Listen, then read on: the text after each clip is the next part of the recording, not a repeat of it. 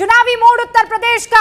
UP में किसे मिल रहे हैं कितना वोट प्रतिशत, ये आपके सामने 403 सीटों का जब आकलन किया गया तो बीजेपी प्लस को 42% वोट मिल रहे हैं, पहले से ज्यादा है। समाजवादी पार्टी को 30% वोट मिल रहा है, बीएसपी के खाते में 16%, कांग्रेस के खाते में 5% वोट जा रहा है और अन्य के खाते में देखिए कांग्रेस से ज्यादा अन्य के खाते में वोट प्रतिशत जो है वो आपको दिख रहा है। लेकिन ये सीटों में कैसे तब्दील होगा मैं आपको बताने वाली हूं, लेकिन उससे पहले जरा जल्दी से रिएक्शन ले लिया जाए। शांतनु, वोट प्रतिशत बढ़ रहा है लेकिन सीटों को लेकर अभी खुलासा होगा बीजेपी का। महंगाई, भ्रष्टाचार, बेरोजगारी पीछा नहीं छोड़ने वाली। रूबिका, अगर मैं पिछले 3 चुनाव देखूं, 2014 का, 2017 का और 2019 का। रूबिका, आपको मेरी आवाज आ पा रही है? नहीं, आप कह रहे हैं सुन पा रहे हैं लेकिन स्टूडियो में आवाज नहीं आ पा रही हमें। जी जी जी, हाँ बोलिए। तो अगर मेरे 3 चुनाव अगर मैं देखूं, 2014 का, 2017 का और 2019 का, और यशवंत जी मुझसे इत्तेफाक रखेंगे कि ये पैटर्न काफी सिमिलर है। जो भाजपा का वोट रहा है इन 3 चुनावों में वो 40, 42 और 50% रहा है, तो भाजपा उसी के आसपास दिख रही है। और जो सपा बसपा का वोट कर रहा है वो 18 से 22% के बीच में रहा है, और जो बचा हुआ 5 से 8% वोट है वो कांग्रेस और अन्य के बीच में है। तो यहाँ भी मुझे वोट परसेंट वही लग रहा है और वो कन्वर्ट भी होगा। अगर बाइपोलर अगर 4 पार्टी इलेक्शन लड़ रही हैं और एक पार्टी अगर 40% वोट ले जाती है तो बड़े आराम से वो 280-270 क्रॉस कर रही है। आंकड़ा आप दिखाएंगी, लेकिन आप जहां पे 4 बड़ी पार्टी कॉन्टेस्ट कर रही हैं और वहां पे अगर एक पार्टी 40 के ऊपर वोट परसेंटेज ले आती है तो बड़े आराम से 270-280। नहीं, इंटरेस्टिंग चीज आपने देखी नहीं है। 2017 में बीजेपी का वोट प्रतिशत था 41 और साल 2021 में आप देखिए वोट प्रतिशत जो है 1% बढ़ रहा है। समाजवादी पार्टी का भी बढ़ रहा है, 24 से 30 हो रहा है। कांग्रेस का जो है वो घट रहा है, बीएसपी का घट रहा है और अन्य का बढ़ रहा है। 3 लोगों का वोट प्रतिशत बढ़ रहा है। शांतनु, इसका बड़ा सीधा इंडिकेशन ये है कि ये चुनाव बाइपोलर होने जा रहा है। बाइपोलर ये बीजेपी और समाजवादी पार्टी के बीच में हो रहा है, तो जो बीजेपी विरोधी हैं काफी वोट सपा में शिफ्ट हो। और दूसरा पॉइंट ये है कि बीजेपी का गेन अभी 1% का, देखिए पॉपुलेशन बहुत ज्यादा है ना उत्तर प्रदेश को, उसको फैक्टर इन करना जरूरी है। समाजवादी पार्टी गेन ले रही है 6% का, जबकि ऑर्गेनाइज्ड ऑपोजिशन नहीं है। जिस इफेक्टिविटी से समाजवादी पार्टी को ऑपोजिशन होना चाहिए, जैसे कि प्रदीप जी कह रहे हैं ना कि बाइपोलर कॉन्टेस्ट होने वाला है, फिर भी वो 2017 के मुकाबले 6% का वोट प्रतिशत अपना बढ़ा रही है अकेले। हाँ। अकेले। तो अगर ये बेहतर ऑर्गेनाइज्ड होती या ये मुलायम सिंह यादव के समय वाली समाजवादी पार्टी होती, बहुत ब्लंटली कह रहा हूं, इसको कोई इंडिविजुअली नहीं ले, तो ये तस्वीर और अलग हो सकती थी। तो ऑपोजिशन की स्पेस में समाजवादी पार्टी गेन कर रही है, लेकिन उतनी वो कारगर नहीं नजर आ रही है ग्राउंड पे। होगा कि 5 साल की एंटी इनकम्बेंसी के बाद वोट प्रतिशत बढ़ रहा है, वोट प्रतिशत बढ़ रहा है। सीटें कितनी आ रही है इसका थोड़ा इंतजार करना होगा, बस थोड़ा सा इंतजार और आपको पता लग जाएगा कि, क्योंकि कई बार देखिए वोट प्रतिशत बढ़ता है और ये जो गणित है ये यशवंत बेहतर समझा सकते हैं। लेकिन असीम वकार साहब, आप वहां वोट काटने जा रहे हैं, बीजेपी को फायदा पहुंचाने जा रहे हैं कि करने क्या जा रहे हैं? मैडम, एक लाइन में बात कह के अपनी जो अहम बात कहने आया हूं वो कहूंगा। हम ना किसी का वोट काटने जा रहे हैं, ना किसी का जोड़ने जा रहे हैं, ना किसी को हराने जा रहे हैं, ना जिताने जा रहे हैं। हम एमआईएम को जिताने, और हमारी कोशिश ये है कि हम भी सरकार में रहें, हम अपने को जिताने जा रहे हैं। हम हराने काम नहीं करते, हम जिताने का काम करते हैं। दूसरी जो अहम बात है जिस पर आज आपकी बहस चल रही है, जिताने जा रहे हैं, मुझे पता है आप जिताने का काम करते हैं। ये जो सी वोटर सर्वे आया, ये जो सी वोटर का सर्वे आया, ये उन्होंने किया होगा, लेकिन सच्चाई ये है कि भारतीय जनता पार्टी अपने मुद्दों को नेशनल मुद्दा और प्रादेशिक मुद्दा बनाने में कामयाब हो गई, और बाकी जो विपक्ष है वो चुनाव लड़ रहा है एंटी इनकम्बेंसी पर सरकार की। और सच्चाई ये है कि ना तो बीजेपी के वोट कम हो रहे हैं आपके सर्वे में, और ना विपक्ष के वोट बढ़ रहे हैं। वो आपसी में काट छाट हो रही है, किसी का 22 थे तो 16 रह गए, वो 6 घट के इधर आ गए। मैं ये कह रहा हूं कि अगर अभी भी वक्त है, हम लोग को मिलकर एक ऐसा मुद्दा क्रिएट करना होगा, जनता को विश्वास दिलाना होगा कि हम भारतीय जनता पार्टी की सरकार से बेहतर हमें विश्वास दिलाना होगा। क्या होगा मुद्दा? जो लोग बीजेपी पर विश्वास बनाए हुए हैं उनको भी विश्वास दिलाना होगा। आपका मुद्दा वो क्या विश्वास होगा? जिस दिन हमने दिला लिया उस दिन भारतीय जनता पार्टी की सरकार धड़ाम हो जाएगी सड़क पर। नहीं, वो तो मैं समझ गई। आपके ख्वाब को मैं बहुत अच्छे से चुनाव समझ नहीं गई। लड़ना है। पर मुद्दा तो बता दीजिए चुनाव ना। मैडम लड़ना है अपने मुद्दे पर। हाँ, मुद्दा क्या है आपका? क्या मुद्दा होना चाहिए? वो मैडम नहीं, मैडम वो टीवी पे क्यों बताएंगे बैठकर, वो हम डिस्कस करेंगे बैठ के। अच्छा राय साहब, मुद्दा टीवी पर कैसे? ऐसा कौन सा मुद्दा है जो टीवी पर डिस्कस नहीं हो सकता है?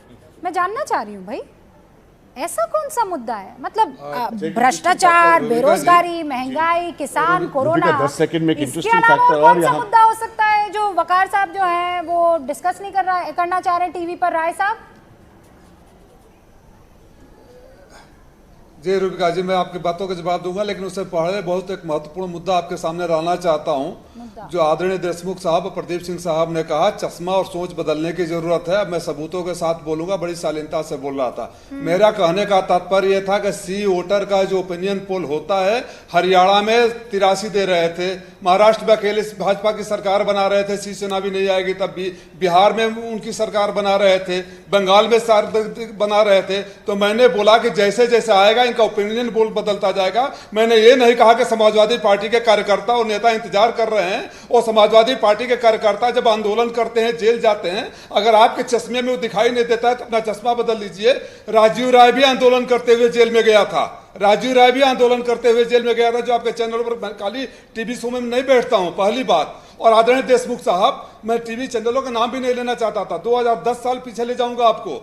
2012 में ओपिनियन पोल से लेके आखिरी दिन जिस दिन काउंटिंग शुरू हो गया था, आप भी इंडिया टीवी के चैनल में बैठकर हमको झूठा साबित कर रहे थे, और अंततः आप झूठा साबित हुए। मैं चैनल का नाम नहीं लेना चाहता था, लेकिन मैंने मजबूर कर दिया। कहना यह चाहता हूं कि 5 साल से समाजवादी पार्टी संघर्ष कर रही है। और आदरणीय प्रदीप सिंह जी, आप तो बहुत बड़े वरिष्ठ पत्रकार हैं, पूरे इतिहास में बता दीजिए कि कोई महामारी आया हो, सरकार खामोश बैठी हो और गाजियाबाद से लेकर कानपुर के बॉर्डर पर लोगों को रोक रही हो, उस समय समाजवादी पार्टी और समाजवादी पार्टी के कार्यकर्ता आपके इन सवालों का जवाब दोनों देंगे, चाहे कलकत्ता से 10 सेकंड, यशवंत देशमुख भी देंगे और प्रदीप जी भी देंगे। बस मैं अपने दर्शकों को ये बता देना चाहती हूँ 30 सेकंड और उसके बाद आंकड़ा आ जाएगा। बस ये बताना चाह रही हूँ, 30 सेकंड और आंकड़ा आप देश की जनता के सामने होगा उत्तर प्रदेश का।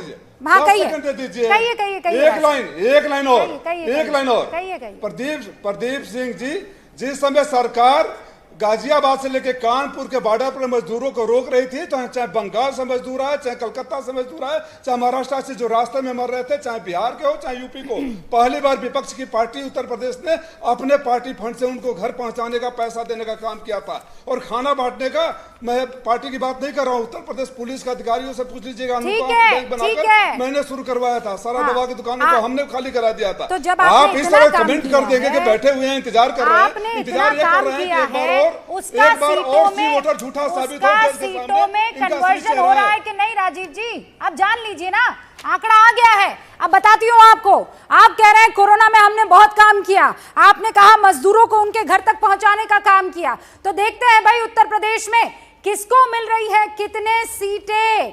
सबसे पहले आपके सामने उत्तर प्रदेश में कौन सरकार बनाता हुआ दिख रहा है, और ये खुला पिटारा 259 से 267 सीटें बीजेपी प्लस को मिल रही है। समाजवादी पार्टी दूसरी सबसे बड़ी पार्टी उभरती हुई दिखाई दे रही है, 109 से 117 सीटें समाजवादी पार्टी को।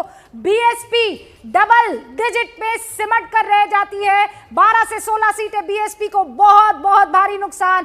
कांग्रेस 3 से 7 सीटें अपने खाते में लाएगी, उससे ज्यादा सीटें तो अन्य के खातों में आपको मिल जाएगी, 6 से 10 सीटें।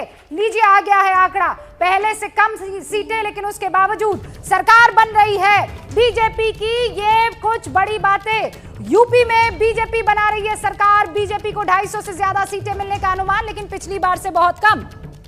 नहीं देखिए, एक तो मुझे नहीं लगता कि बहुजन समाज पार्टी का वोट इतना कम होगा, उनका कोर वोट है।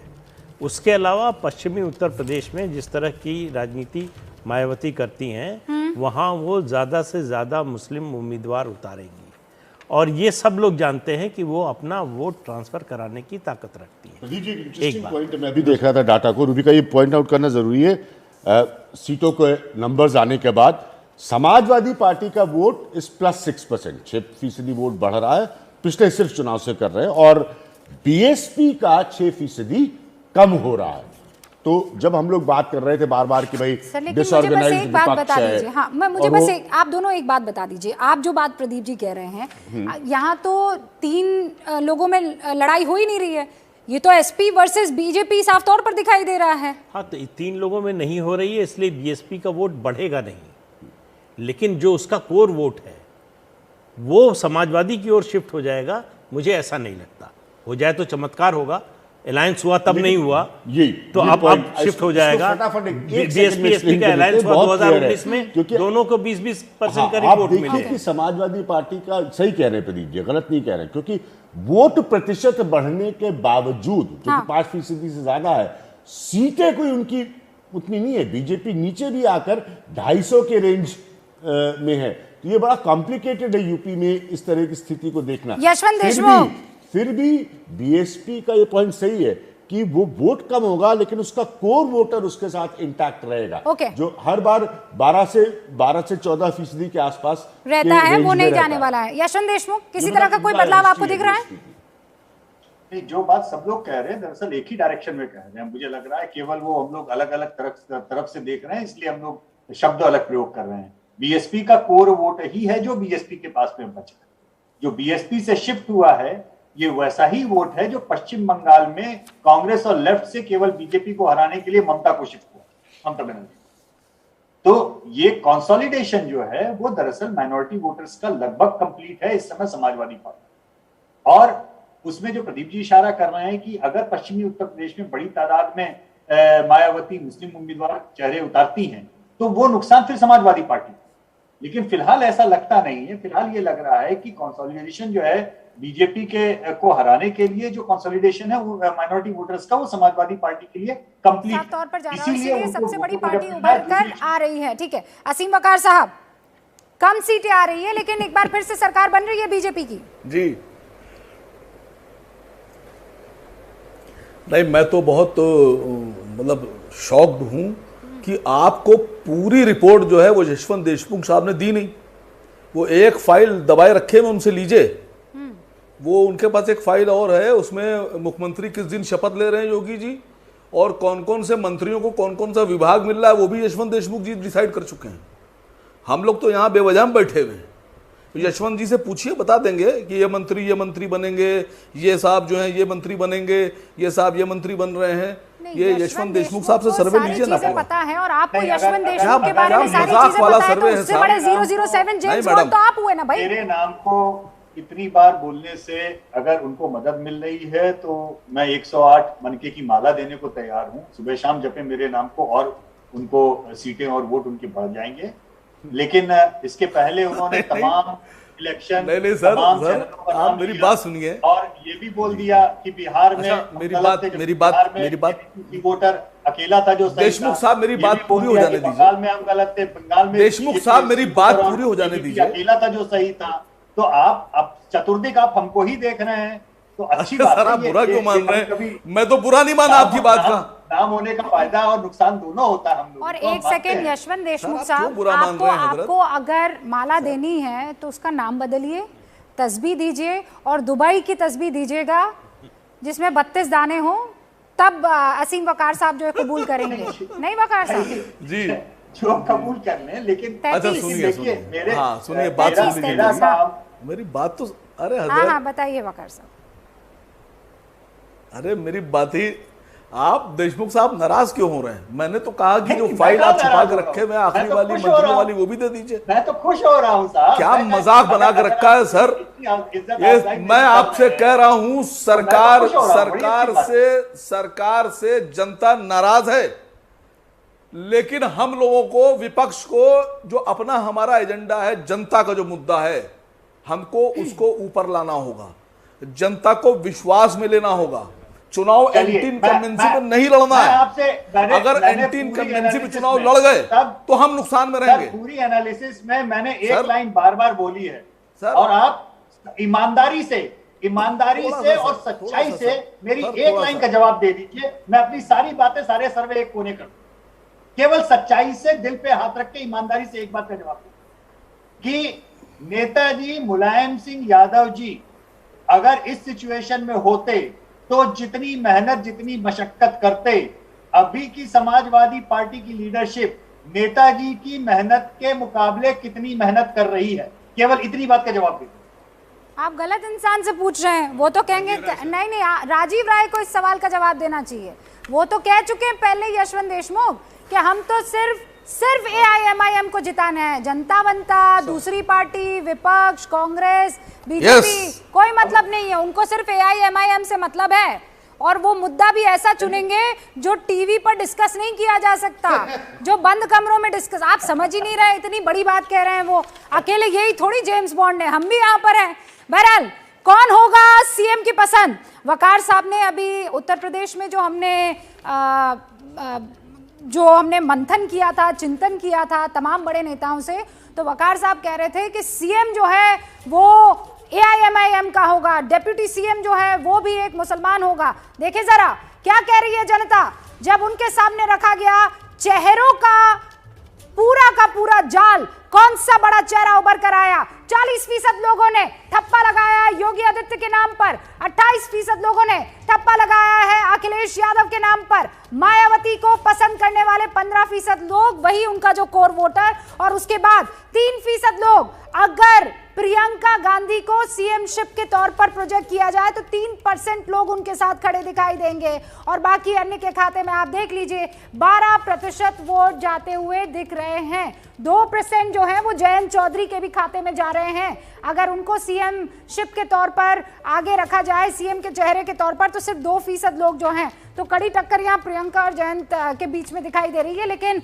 एक बार फिर से योगी बड़ी पसंद के तौर पर उभरते हुए नजर आ रहे हैं। राय साहब, यशवंत देशमुख के सवाल का जवाब भी दे दीजिए। क्या आप लोग उतनी मेहनत कर रहे हैं? फिर आप ये मत कहने लगिएगा कि हमने कोरोना में ये किया वो किया। टैक्टिक्स बहुत इंपॉर्टेंट होता है पॉलिटिक्स में। सर आप बड़े पॉलिटिशियन हैं, आप जानते हैं ये बात।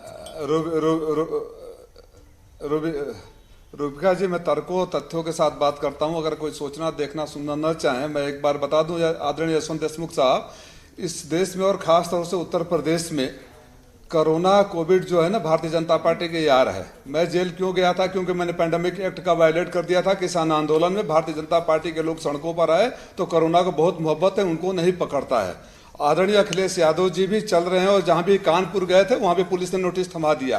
तो जब विपक्ष निकले तो कोरोना आ जाता है। पहली बात, आदरणीय अखिलेश जी नहीं रहते। और दूसरी बात, जो मैं अब तक कहा हूं आपने सच साबित कर दिया। अगर आपके फाइल पर, आपके कंप्यूटर में आपका पिछला मार्च वाला सर्वे हो, तब से आपने लगभग 4-5% तो हमारा वोट बढ़ा दिया। तो मैं तो वही बोल रहा था जिसको आप प्रदीप सिंह अपने चश्मे से देख रहे थे। मैं वही बोल रहा था कि आप हमेशा से गलत साबित हुए हैं, और चुनाव आते आते आप मजबूर हो जाएंगे कहने के लिए कि उत्तर प्रदेश में समाजवादी पार्टी की सरकार बन रही है। और मैं उस उदाहरण भी दिया, हरियाणा का उदाहरण दिया, महाराष्ट्र का उदाहरण दिया, पंजाब का उदाहरण दिया, बंगाल का उदाहरण दिया। ओके, राय साहब कितनी सीटें?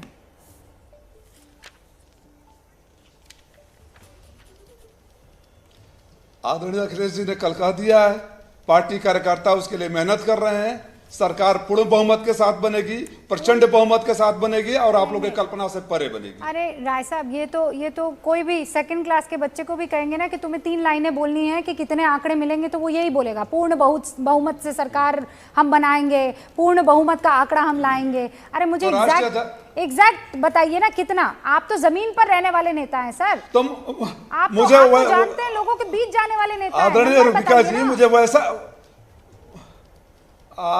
आदरणीय रूबिका जी, मुझे वैसा सेफोलॉजिस्ट, वैसा भविष्य वक्ता भी नहीं बनना है जो हर जगह गलत साबित होता है आदरणीय देशमुख जी की तरह। 400 पार अगर आदरणीय अखिलेश यादव जी ने कहा है तो समाजवादी पार्टी के हर कार्यकर्ता कमर कस लिया है। और आप अपने आंकड़े को देख लीजिए, 85% में जोड़ रहा था वो, 39%, 29%, 10%, 6%, 85% अगर उनके खिलाफ हैं।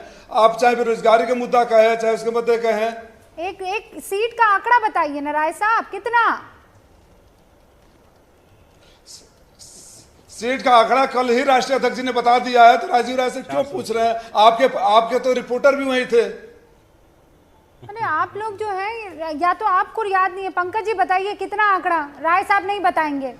नहीं, अखिलेश यादव ने तो कहा कि हमें 400 सीटें मिलेंगी और 3 सीटें उन्होंने लोकतंत्र के लिए नाम पर उन्होंने विपक्ष के लिए छोड़ दिया। लेकिन रुबिका, मैं एक बात कहूँगा, थोड़ा सा पीछे ले जाना चाहूँगा ना, कि हम जो डिबेट कर रहे थे उसमें एक चीज़ का हमने ख्याल नहीं रखा कि जब हम कह रहे हैं ना कि समाजवादी पार्टी का 30% वोट शेयर हो गया जैसा आया है सर्वे में, तो पिछली बार समाजवादी पार्टी कांग्रेस के साथ मिलकर लड़ी थी और तो वो कांग्रेस का अपना वोट शेयर था और समाजवादी पार्टी का अपना 22% का 24% का, माफ करिएगा, वोट शेयर था।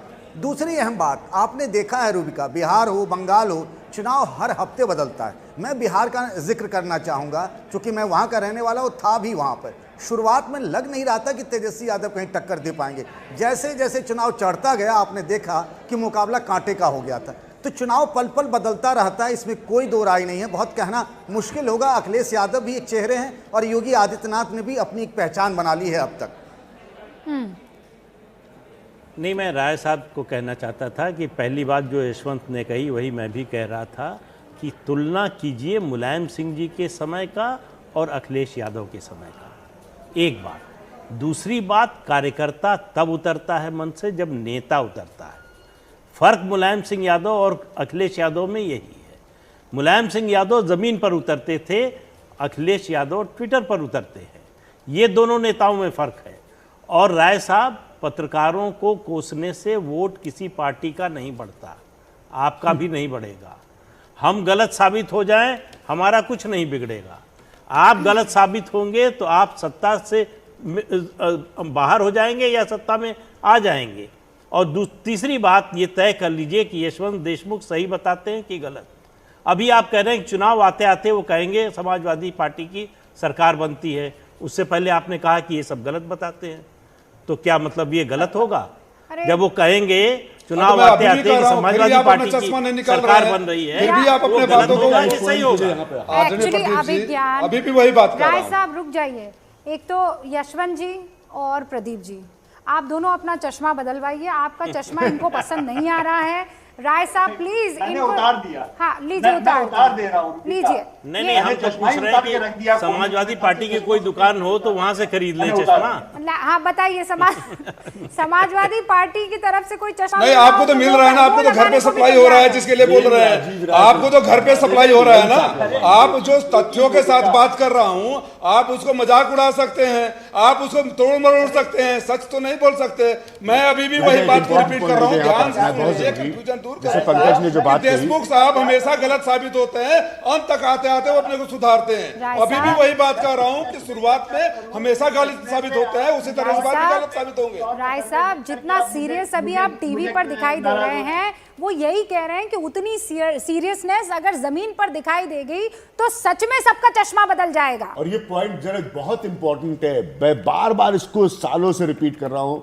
2 इलेक्शन उत्तर प्रदेश के ऐसे हैं, प्रदीप जी इसके सही जिक्र कर रहे हैं मुलायम सिंह यादव का, जहां पर जनता ने वोट पार्टी और एक नेता को डाला, मुख्यमंत्री कोई और बना। बीजेपी ने सीएम बनाया योगी आदित्यनाथ को, अखिलेश यादव को सीएम बनाया मुलायम सिंह यादव ने। और अब जब ये इलेक्शंस हो रहे हैं तो ये टेस्ट होगा, इम्तिहान होगा योगी आदित्यनाथ का अपनी पार्टी को लीड करने का और उसको वापस पावर में लाने का। तो ये बहुत फंडामेंटली अलग पोजीशन है। दोनों चीफ मिनिस्टर्स जो हैं वो उनको यूपी ने वोट नहीं दिया था, वो बनाए गए थे अपने नेताओं द्वारा मुख्यमंत्री। ओके, मुझे अब जाना है, लेकिन उससे पहले 20 सेकंड एमएच खान साहब। जी रुबिका जी, मैं यही कहना चाहता हूं कि इतनी महंगाई बढ़ गई, पेट्रोल के दाम बढ़ गए, डीजल के दाम बढ़ गए, किसानों की हत्या हो गई, किसान मारे गए, उसके बाद भी अगर आप ये कहते हैं कि पहले उनको 41% वोट मिला था, इसके बाद 42% वोट मिल रहा है, तो ये बेवकूफ़ से बेवकूफ़ आदमी भी समझ से बाहर कहेगा कि ये जब इतना महंगाई चरम सीमा पर पहुंच गई, उसके बाद आप दिखा रहे हो कि 42% वोट मिल रहा है, तो ये किसी के गले के नीचे उतरेगा नहीं है। ये आपको सोचना खुद चाहिए कि जब किसानों की हत्याएं हो रही हैं और महंगाई इतनी बढ़ गई है, रोज दलित समाज के लोगों की हत्या हो रही है, रोज बड़े ब्राह्मणों की हत्या हो रही है, ब्राह्मणों के घर गिराए जा रहे हैं, मैं बता रही हूँ खान साहब, 42% वोट हाँ बढ़ गया। हाँ, भ्रष्टाचार, ये बढ़ गया। बेरोजगारी, महंगाई, ये बढ़ गया। कोरोना, ये कैसे बढ़ किसान गया? मुद्दा, इन सब के इतने उसके बुरी percentage बढ़ तरीके गया। से अरे भाई, जिंदगी लोग को हंसेंगे अफेक्ट करने आपके के ये बावजूद सी वोटर मायावती के का सर्वे पे जनता के हंसेंगे बीच लोग। में ना जाना, सी वोटर ये जो है पे थाली में हंसेंगे परोस के लोग। दे रहा है। मैं हंस सिर्फ रहे हैं इतना लोग। कह रहा हूँ ये खान देख के साहब हंस रहे हैं कि लोग। अगर मूसलाधार ये बारिश हो भ्रष्टाचार रही के हो बाद भी तो पानी आपने- वही इकट्ठा कर आपने- पाएगा जिसके आपने पास बता दिया बर्तन कि हो। 42% हो इसी गया। तरह से अबे चुनाव शर्म में आनी जीतेगा चाहिए वही आपको जिसके सबको। पास इस संगठन तरह हो। से बेशर्मी से आप तो दिखा आपका रहे हैं। संगठन इस अगर तरह से जमीन पर बेशर्मी नहीं से नजर दिखा रहे आएगा हैं कि तो कमाल कैसे होगा साहब। जीतेंगे? इतना सुनिए अरे भाई, आप एक हमारा सेकंड, क्या एमएच खान साहब, यहाँ बैठकर अगर आपने चुनाव जीतना होता तो अब तक जीत गए होते, बात सुनिए। पर असलियत यह है चुनाव यहाँ बैठकर नहीं जीता जाता है। अरे सुनिए, चुनाव जीते टीवी हैं, देखने या जीते। टीवी आने से नहीं आप जीता यहाँ जाता बैठ के है, बीजेपी जनता के जिताना बीच चाहते में हो? जाने से होता जिताओ, है। कौन जाइए ना बात सर, कर जनता के बीजेपी बीच में जिताइए आप। आपके पास मौका है, बीजेपी को मुद्दे जिताइए हैं। आप। जनता जिताएगी हमको। हाँ हाँ, जनता हमको जिताएगी। ठीक है भाई, मैं बीजेपी को मैं आप दुआ कर जिताइए। रही हूँ ना आपके लिए, फिक्र मत बीजेपी को कीजिए बैठ के आप जिताइए। जाइए तो सही जनता के बीच में। मैं ये कह रही हूँ, कोई सी वोटर ने बीजेपी कार्यालय में जाकर थोड़े ही कोई यहाँ पर सर्वे किया है, जनता के बीच में पहुंचा है, बड़ा सैंपल है, और वो आपको जगा रहे हैं कि उठिए, मुद्दे हैं, निकलिए लोगों के बीच में।